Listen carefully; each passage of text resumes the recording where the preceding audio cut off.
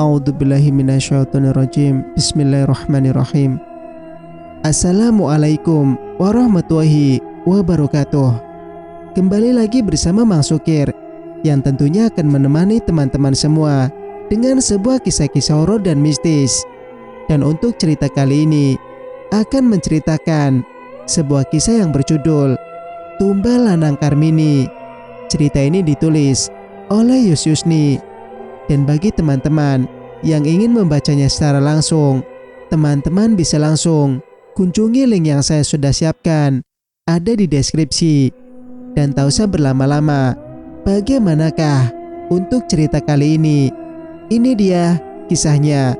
Selamat mendengarkan. Sudah beberapa hari Karmini dirawat.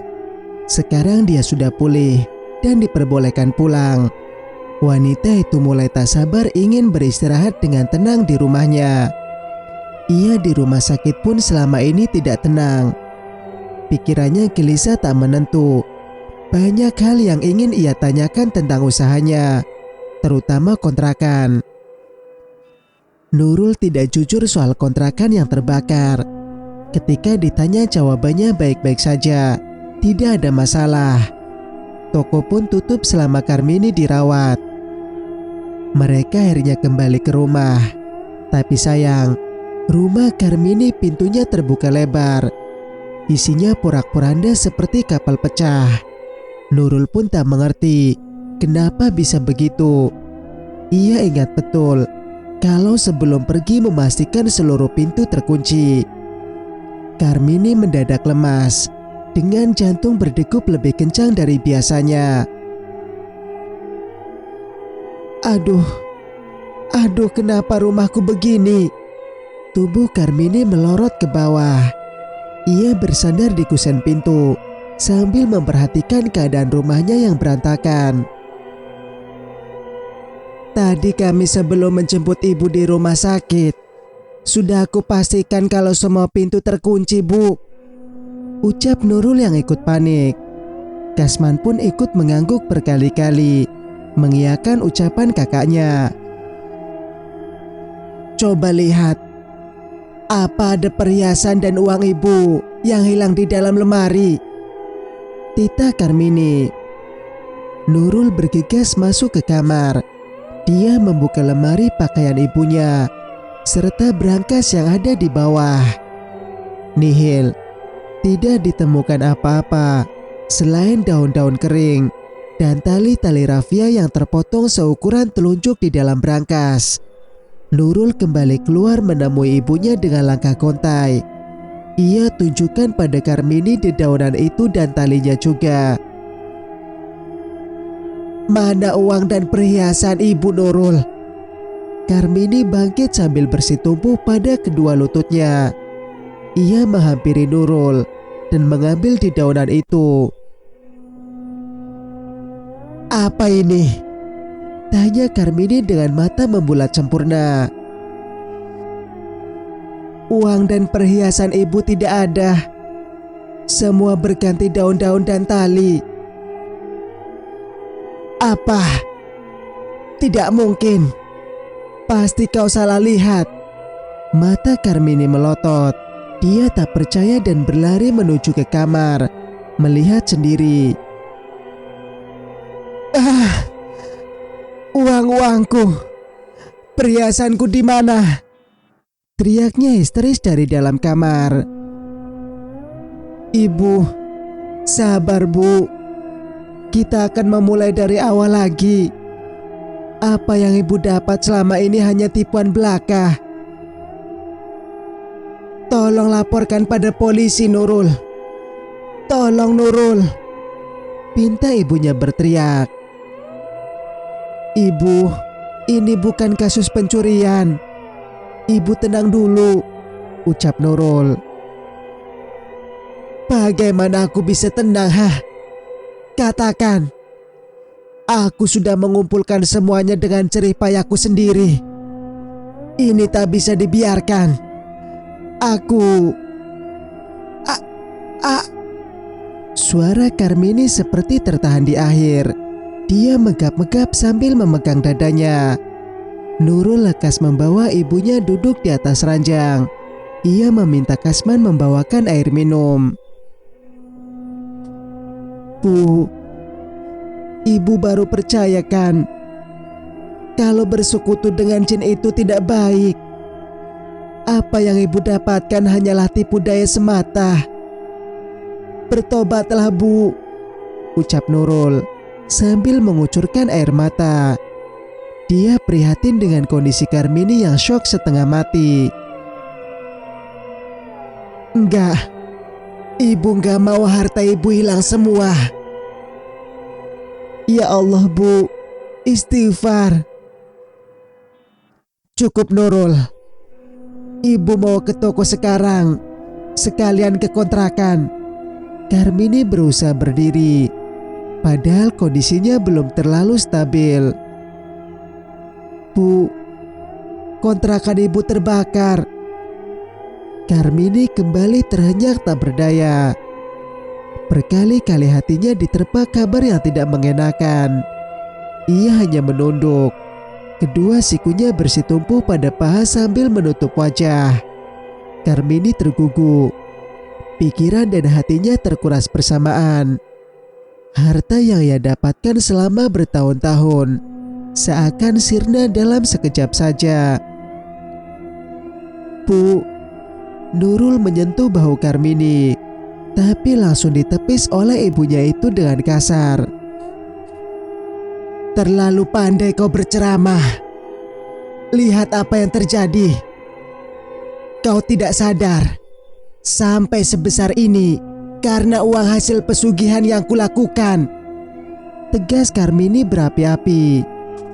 Di dalam hatinya menyesal telah memutuskan perjanjian itu secara sepihak, yang mengakibatkan dia miskin kembali dan jatuh sejatuhnya. Nurul sudah tak bisa bersuara lagi. Yang terdengar hanyalah isakan saja. Akan percuma bila menasihati Karmini, karena tidak sepenuhnya ia ingin lepas dari pesugihan itu. Aku begini supaya hidup kita bergelimang harta, supaya orang-orang tidak memandang rendah dan menginjak-injak harga diri kita. Jika bukan karena siluman itu, siapa yang akan membuat hidup kita enak selama ini? Tuhan, aku pernah baik. Aku pernah beribadah, sholat dan puasa saat aku hidup susah dulu. Apa ada yang berubah? Tidak kan? Doaku saja tidak pernah didengar olehnya. Aku merubahnya sendiri dengan cara melakukan apa yang aku bisa. Istighfar Bu, ucap Nurul. Pergi saja kau dari sini jika tidak ingin bersamaku. Pergi dan bawa adikmu yang cacat itu. Bu, semua yang aku lakuin untuk kebaikan ibu juga. Umur tidak ada yang tahu sampai kapan. Jangan sampai ibu meninggal dunia dalam keadaan syirik. Karmini menatap anaknya dalam.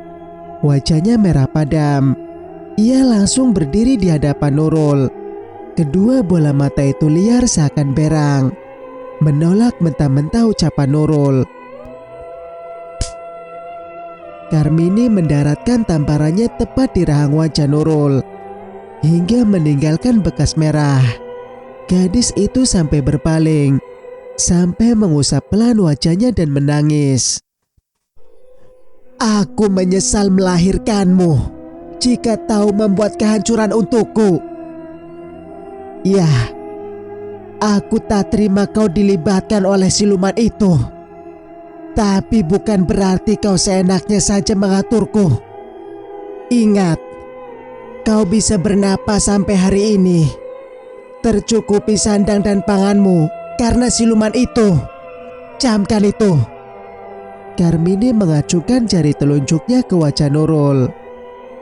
Seberapa kuat Nurul berusaha mengajak ibunya kembali ke jalan yang benar, tetap saja tidak akan bisa mencairkan hati yang membeku itu.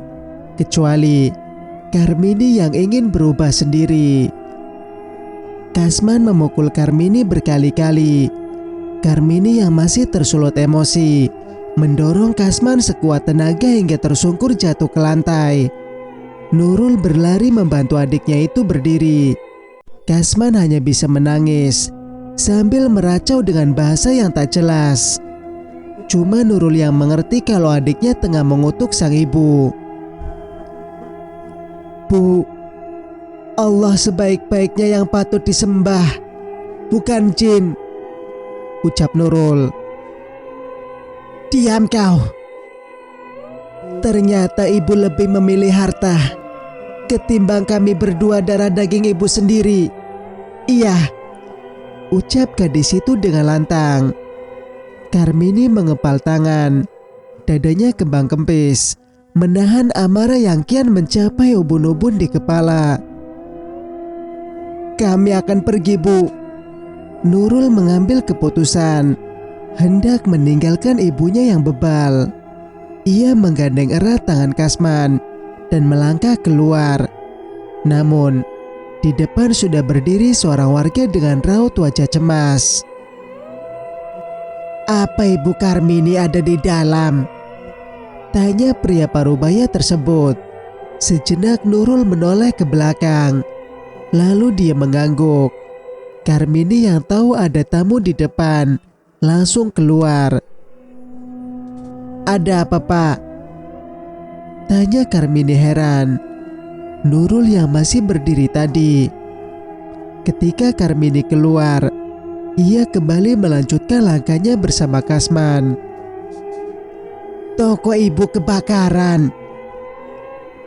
"Apa?" Karmini melotot tajam. Ia menelan saliva, matanya tak berkedip sedikit pun. Nurul yang mendengar mereka langsung berbalik badan. Karmini tak mampu menahan bobot tubuhnya. Ia jatuh dengan lemas. Air matanya luruh hingga terkulai tak sadarkan diri.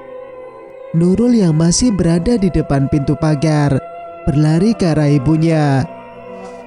Ia berkali-kali menyadarkan Karmini dengan cara menepuk-nepuk pelan wajah ibunya. Kali ini Karmini benar-benar hancur hingga tak sanggup membuka mata selebar mungkin untuk menatap dunia. Semenjak ia mengetahui semua kontrakan dan toko miliknya tak terselamatkan, Karmini seperti orang gila. Ia sering meracau tak jelas. Tiap tengah malam ia sering mengelilingi rumah sambil melompat-lompat seperti seekor monyet. Melihat hal itu, Nurul sangat prihatin pada ibunya.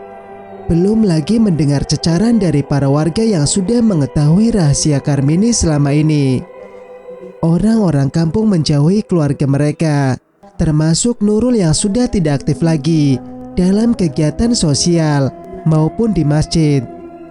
Untuk kebutuhan sehari-hari, Nurul terpaksa menjadi reseller skincare melalui online.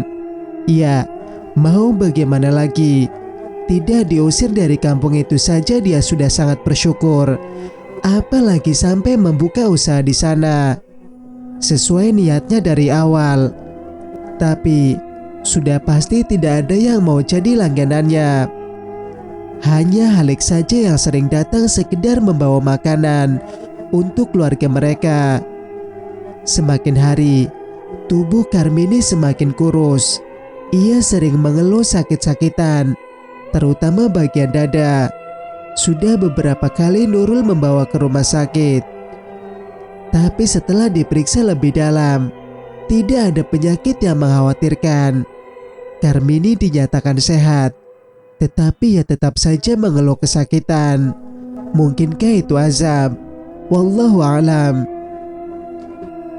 Hari-harinya hanya dihabiskan di dalam kamar sambil mengumpulkan dedaunan di atas ranjang yang sebelumnya telah ia kutip di halaman. Ia akan meraup dan melompat kegirangan seolah mendapat uang banyak. Melihat Karmini, Nurul berencana ingin membawanya ke Ustadz Burhan untuk diruqyah. Berharap sang ibu bisa lepas dari perjanjian dengan jin yang terus mempengaruhi mental Karmini saat ini.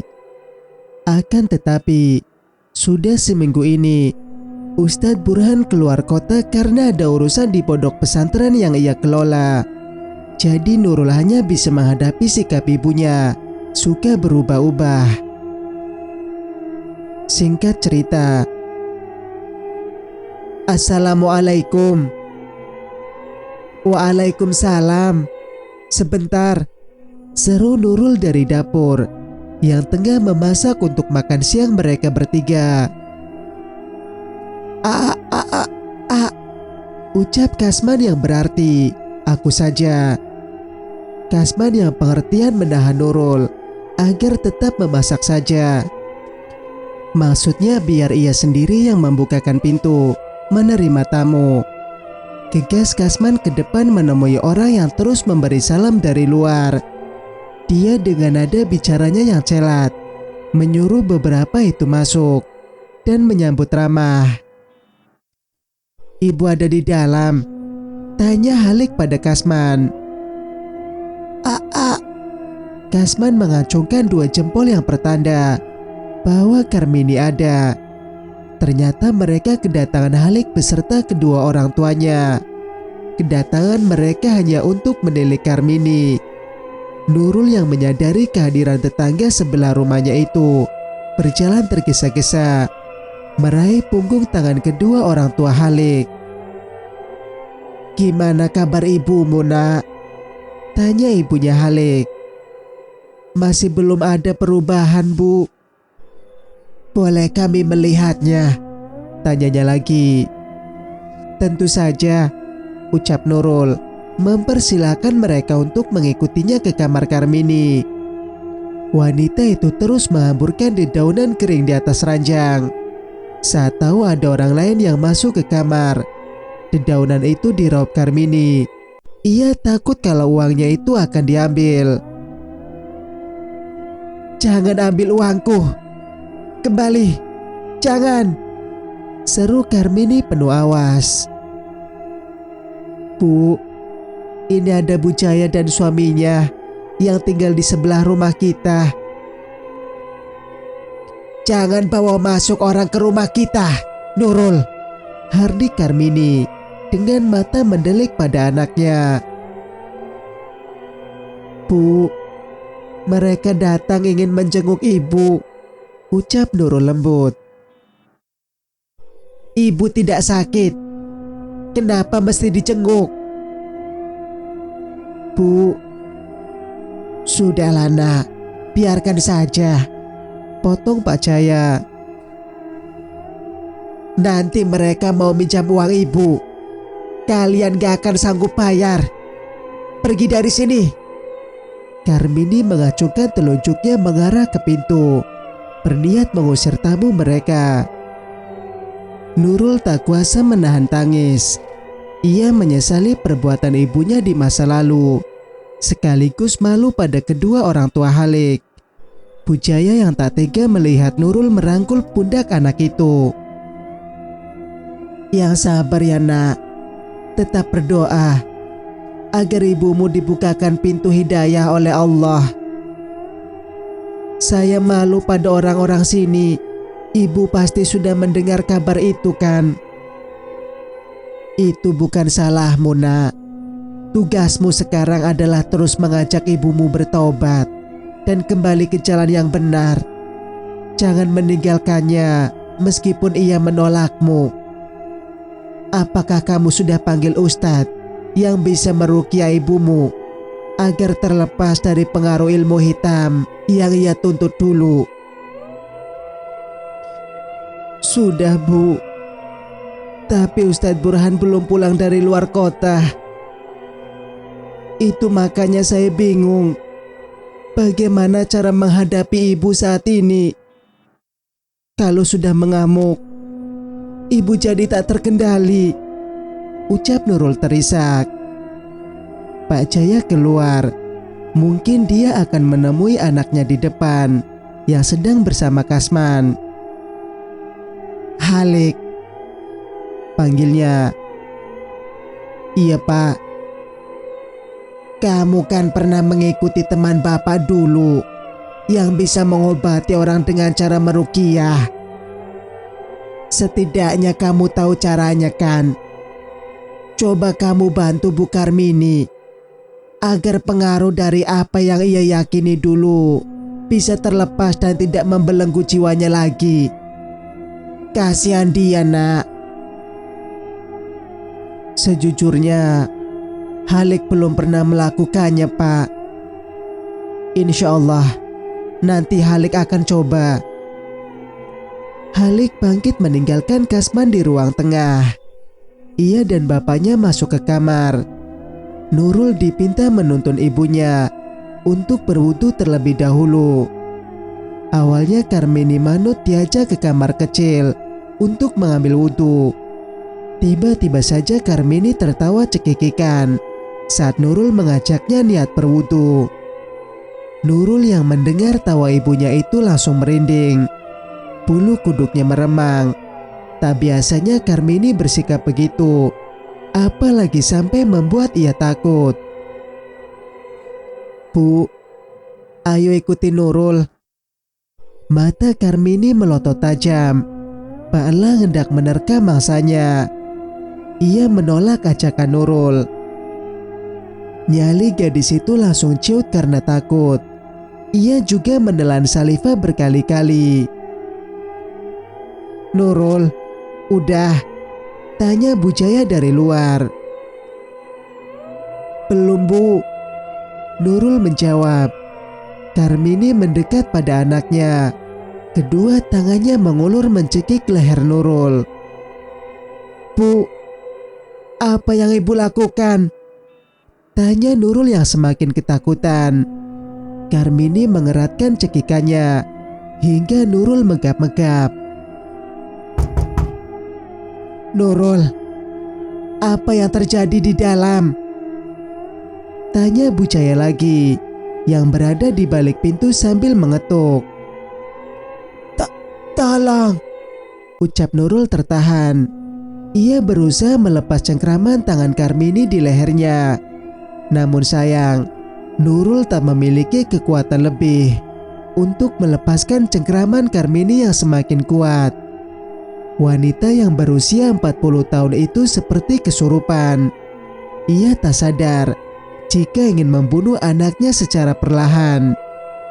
Bu Jaya yang mendengar suara Nurul meminta tolong segera berlari menemui suami dan anaknya.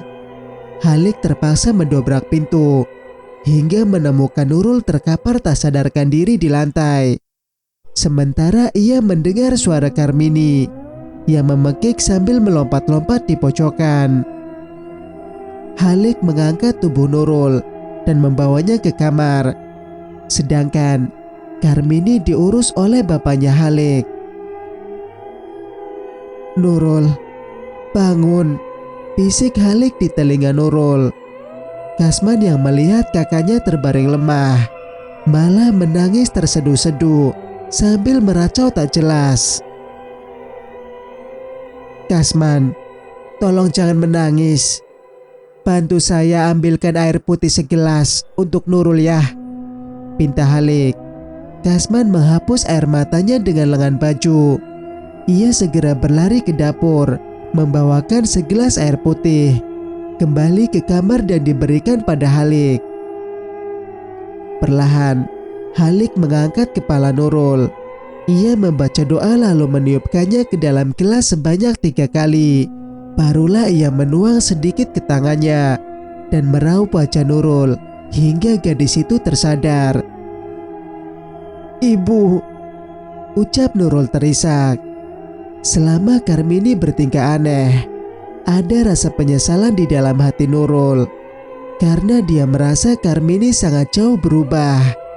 Terkesan tidak peduli lagi kepadanya. Sabar, tetap terus berikhtiar agar Bu Karmini ke jalan yang benar, ucap Halik menenangkan Nurul. Saya udah gak tahu lagi harus berbuat apa, Mas. Saya merasa sendiri tanpa ada yang memberi dukungan. Semua orang menjauhi keluarga kami karena ibu saya telah melakukan pesugihan. Nurul yang selama ini memendam perasaannya sendirian, akhirnya menumpahkan pada Halik. Ia jengah dengan ibunya. Ia ingin bercerita tetapi pada siapa? Kasman tak bisa ia andalkan. Teman-teman yang dulu dekat dengannya menjauh satu persatu. Bukan Karmini saja yang merasa kehilangan harta, tetapi Nurul juga kehilangan kasih sayang dan dukungan. "Menikahlah dengan saya," ucap Halik tiba-tiba. Padi sambar petir di siang bolong. Nurul terbelalak serta mulutnya menganga karena kaget setengah mati mendengar hal itu. "Seriuskah Halik?" "Maaf, mungkin ini tiba-tiba. Sebaiknya kita bawa Bu Karmini jauh dari desa ini, jauh dari daerah sini. Kita akan tinggal bersama di kota mengurusnya. Di sana ada rumah kami yang kosong, tak ditempati." Bibir Nurul tak mampu berucap. Ia hanya membisu dengan pikiran menerawang jauh entah kemana. Singkat cerita, "Bu, Pak, Halik ingin meminta restu kalian." Kedua orang tua Halik saling lempar pandang. Terlebih Bu Jaya sambil mengernyit heran. Restu apa yang dimaksud anaknya? "Maksudmu restu apa, Nak? Kamu ingin melanjutkan pendidikanmu kembali. Tapi gimana dengan kerjaanmu sekarang?" Banyak pertanyaan yang timbul di benak orang tua Halik. "Halik ingin melamar Nurul." "Apa?" Kedua orang tua Halik kompak kaget mendengar pernyataan anaknya. "Iya Bu, Pak." Sejak kapan kamu menyukai gadis itu? Kamu kan tahu sendiri bagaimana latar keluarga mereka, Halik." Jantung Bu Jaya berdebar kencang. Tak percaya apa yang ia dengar dari mulut anak kesayangannya itu. "Bu, Halik ingin melindungi Nurul. Kasihan dia, Bu. Pasti dia sangat tertekan, merasa sendirian karena dijauhi oleh orang-orang. Pandangan apa yang pernah diperbuat ibunya itu bukanlah kesalahan dia." Ucap Halik mengaku prihatin dengan Nurul. Bukan hanya perasaan itu saja. Dia sudah menaruh hati sejak lama terhadap Nurul. "Tidak, Ibu gak setuju," tolak Bu Jaya sambil berdiri bangkit.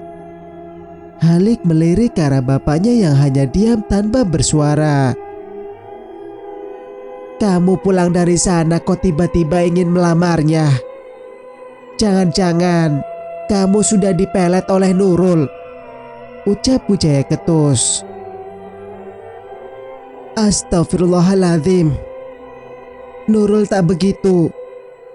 Dia gadis yang menjaga martabatnya sebagai wanita," bela Halik. "Sudah Bu, biar saja. Itu pilihan dia. Kan mereka yang menjalani." Untuk pertama kalinya, si bapak angkat bicara seraya menyesap kopi. "Enggak, Pak. Papa apa-apaan sih? Halik ini putra kita satu-satunya. Kalau bisa dapat calon istri yang baik dan jelas bibit bobotnya.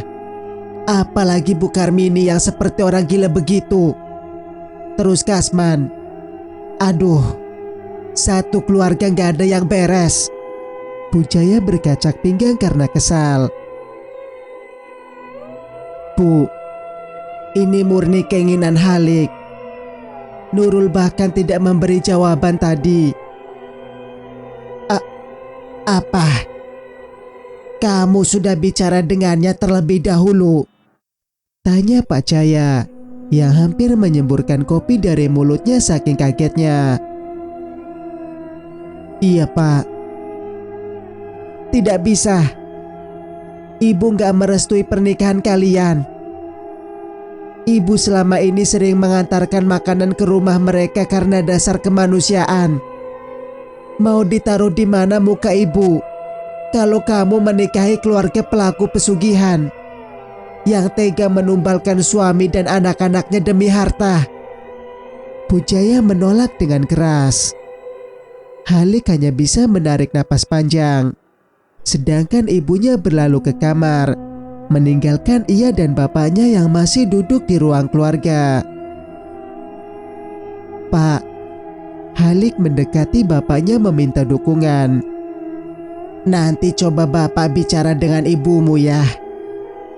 Apa anak bapak sudah dewasa sampai mau menikah dan meninggalkan kami orang tuanya? Pak Jaya menatap lekat wajah anaknya.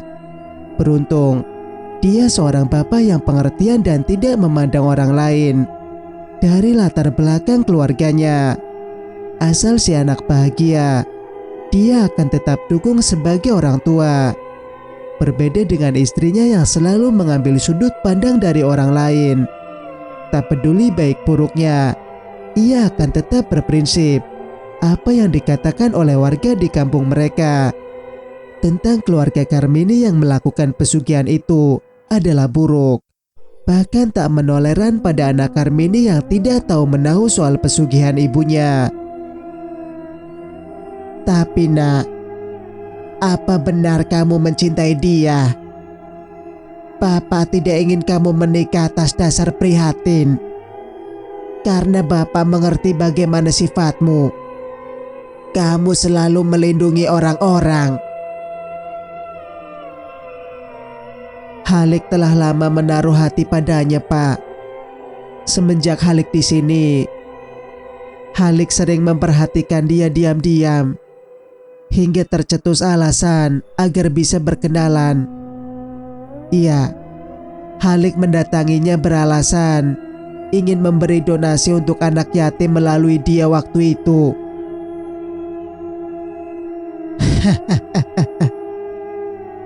Ada-ada saja kamu, nak.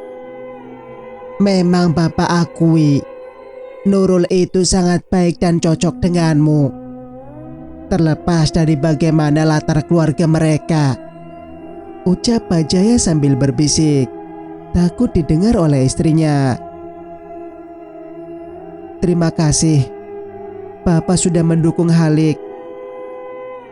Iya, kamu tenang saja. Biar ibu jadi urusan Bapak. Oh iya, Bapak mau ke masjid dulu ya.